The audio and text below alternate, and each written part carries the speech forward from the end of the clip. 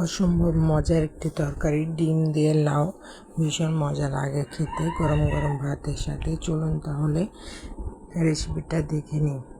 প্রথমে আমি কড়াইতে তেল দিয়েছি, একটি তেজপাতা আর দারুচিনি দিলাম। কিছুক্ষণ পর আমি কিছুটা পেঁয়াজ কুচি দিলাম। পেঁয়াজ কুচি এখন হালকা নেড়ে চেড়ে ভেজে নেব।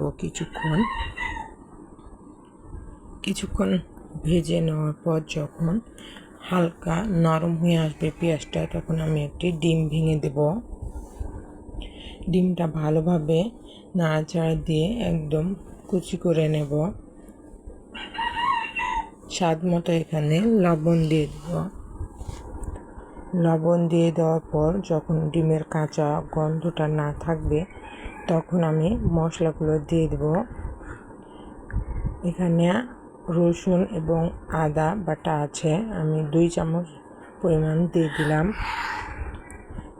তারপর হলুদ গুঁড়ো 1/2 চামচ, মরিচ গুঁড়ো 1/2 চামচ, ধনিয়া গুঁড়ো 1/2 চামচ দিয়ে ভালোভাবে মশলাটাকে এখন কষিয়ে নেব।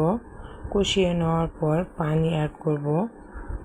পানি অ্যাড করার পর আমি এখন ভালোভাবে নেড়ে নিচ্ছি।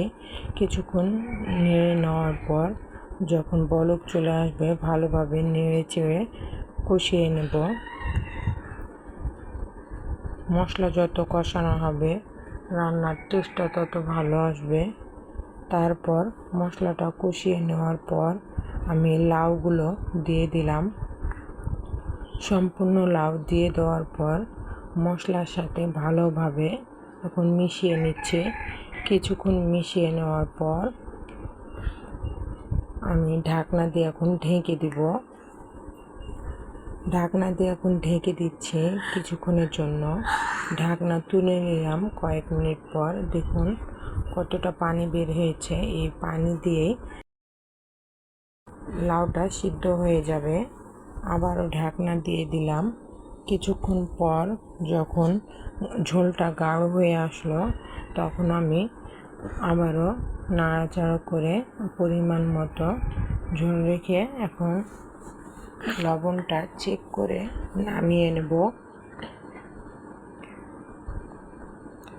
মাশাআল্লাহ, অনেক মজা হয়েছে। এখন আমি পরিবেশন করে নেব। একটু পরিবেশন করে নিলাম।